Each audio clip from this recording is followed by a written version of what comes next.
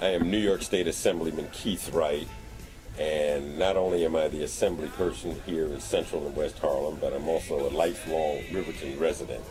And nothing makes me prouder, nothing means more to me than to be able to represent in the New York State Assembly, the district where I grew up. I have the privilege of actually living in the Riverton now, now being 2007. My parents were probably the third or fourth persons to move into the Riverton in 1947.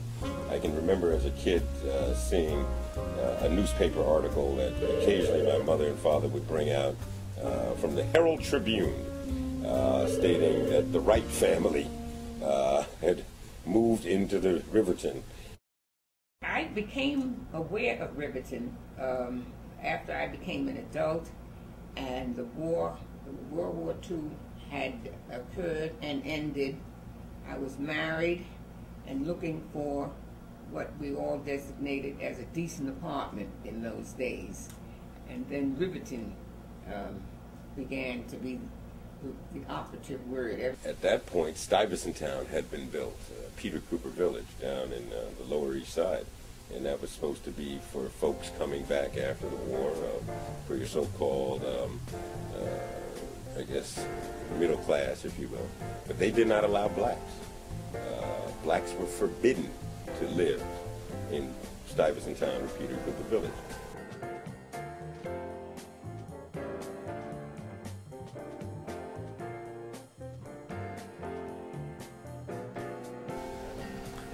I wrote that in the when I lived in Riverton, and I wrote it for my daughter.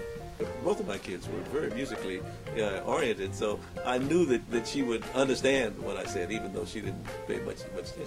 But after I had done that, I had the little theme that I had improvised. I wrote it down and it came to my mind, and in I think, easily 15, 20 minutes, I had actually written. It's only 16 bars.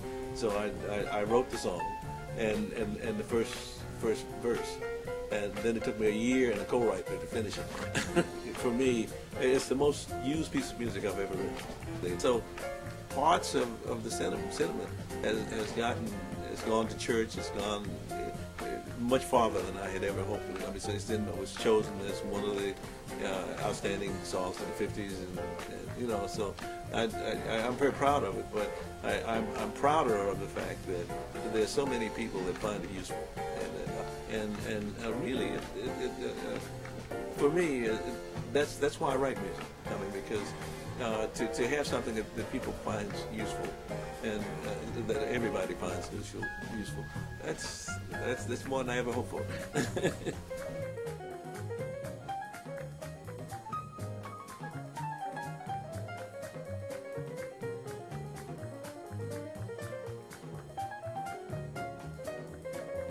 When I first came to New York, I was maybe 6 or 7 years old.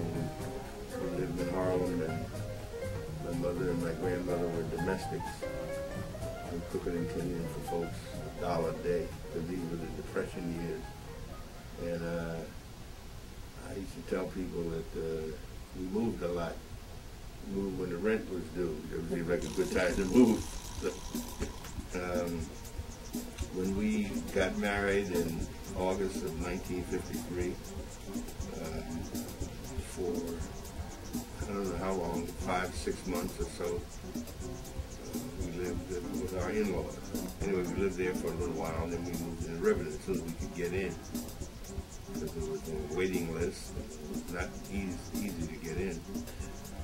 But you make me reminisce thinking back over those times.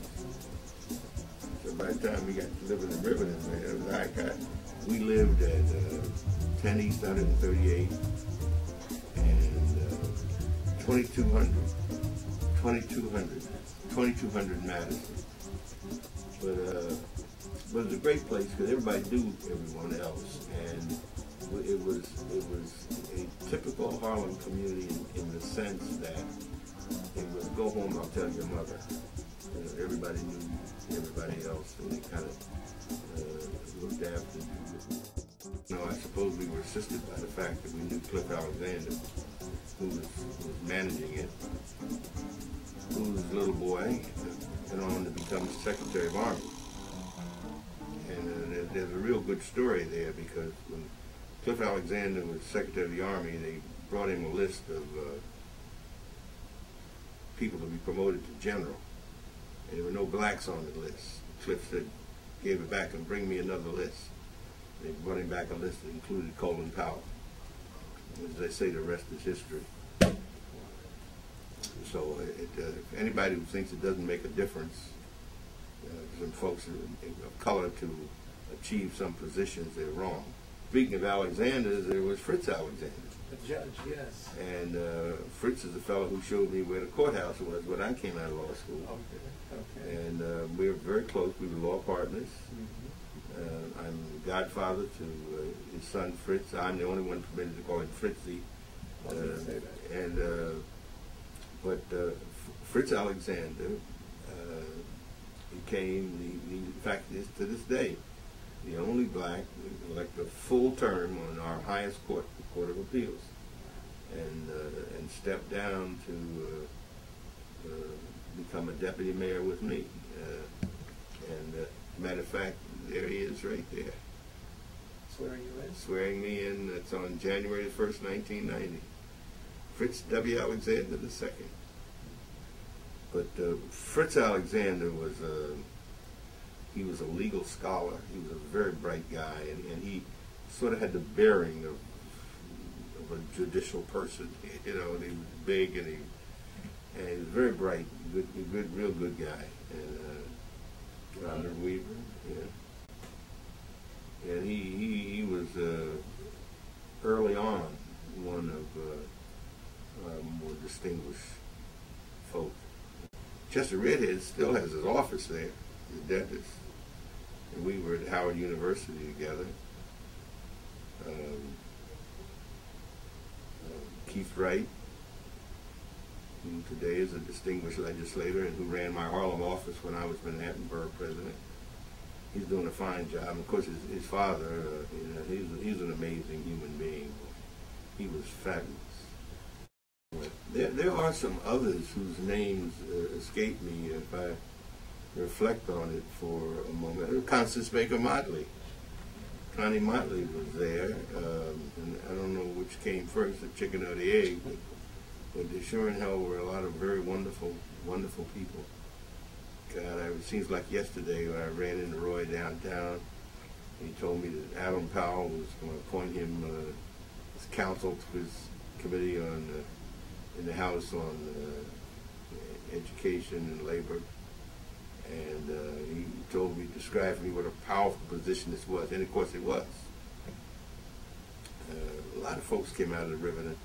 The Riverton was Metropolitan's uptown place. They had downtown, they had Peter Cooper Village and Stuyvesant Town, and uptown Riverton. But I used to tell people that Riverton was so well maintained that if 2 snowflakes fell, there were 5 people out there with shovels cleaning it up. It wasn't so much that black folks wanted to live with white folks. We just wanted access to the benefits that were accruing to them and denied to us.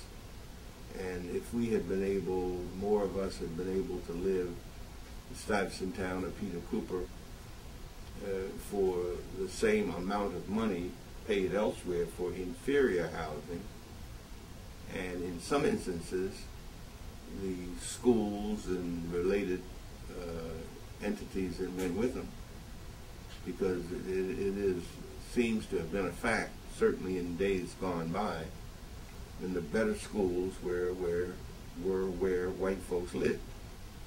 So who knows if there had been this integration, as it were, not limited to Stuyvesant Town and Peter Cooper certainly, but in general, it might have made for more schools like PS6 around the town. Today, we have 8.1 million people in our city, and in our school system, 1.1 million students in the public school system, and 75 to 80% of them look like us. Who knows? There were things that we were denied, that we could not get, that we should have had access to in days going by. But you know what they say, that which doesn't kill you makes you stronger. And we seem to have survived anyhow. And it's not simply those in the so-called middle income range. Those below them obviously are catching up. But it's tough today. And if 2 bedrooms cost you $2,100 a day, I would imagine 2 bedrooms must have cost you $100, $125 the way back. I don't remember what my rent was, but it was low. It was under $100 a month, that's for sure. We frequently had months left at the end of the money. You know, you sort of budget, and then you'd run out of money, and there was still some calendar days left. But they never threatened to evict me, so I guess we paid our rent on time. We maybe let something else go. And we must have had, we eventually certainly had 2 bedrooms because we had children. But it's difficult, and we will not get these problems solved without the production of affordable housing. This is the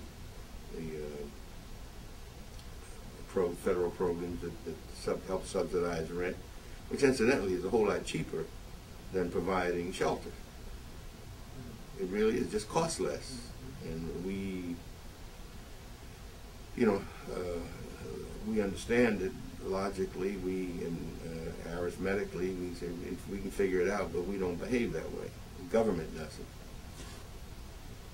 You know, in 1971 or so, give or take a year, we had the first National Black Leadership political convention, and some of the relationships born then carried over to 1984, when some of the same people, Dick Hatcher and Basil Patterson and Percy Sutton, and a bunch of us were gathered in a motel room, and talking about whether or not a black could run for the presidency. And said, well, raise your hands. Who would support a black for president? And a handful of us put our hands up, and because everybody knew if there were going to be a candidate, it would be Jesse Jackson.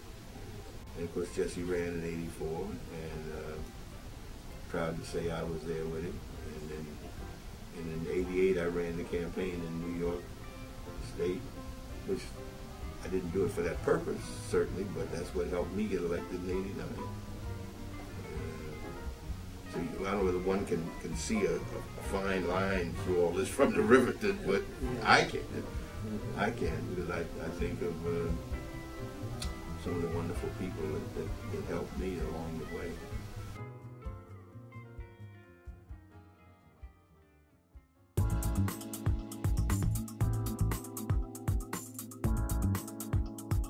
I grew up in a working class neighborhood in Connecticut, where my father was the first black police officer on the police force, where my father was one of the first black state troopers. Affirmative action has been with me and with my family. So when I went to school, I understood that the opportunities I had were a product of that. And even though I was in an area that wasn't the inner city, I knew that in order for my life to be successful and to have opportunities, affirmative action had to be there. There are resources for students of color that I know wouldn't have been there if it weren't for affirmative action.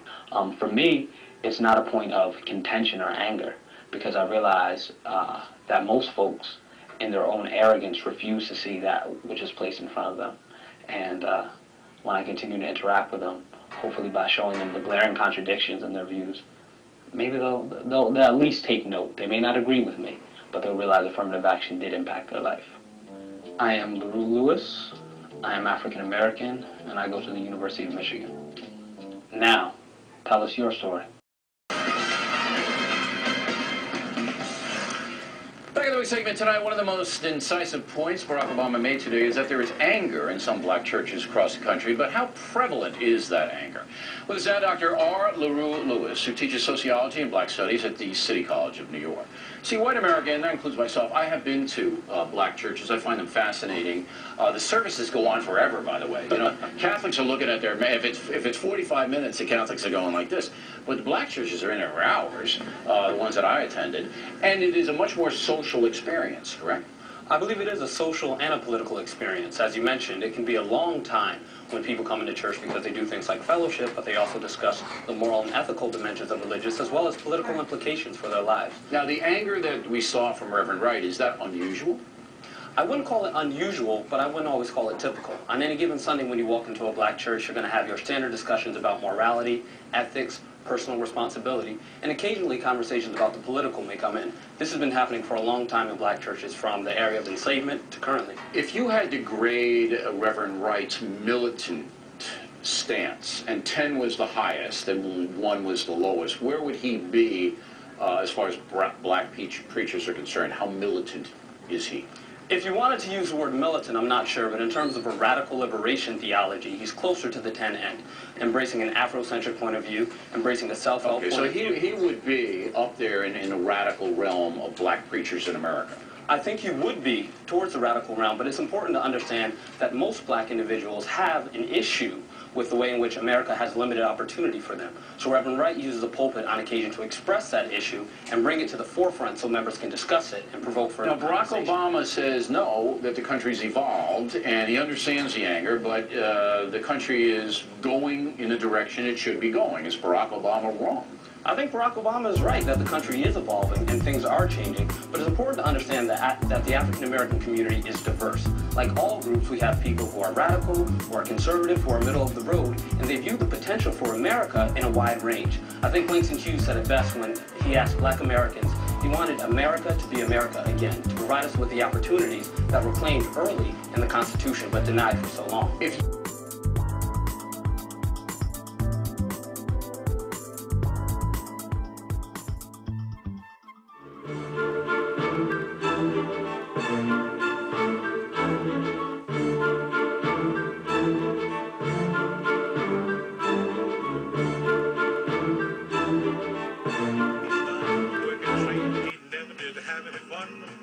Until one day, to his surprise, up walked Mr. Blackburn. Then Joe Louis started his career. His future was at stake. He fought from the bottom through the Golden Glove and on to the heavyweight. Now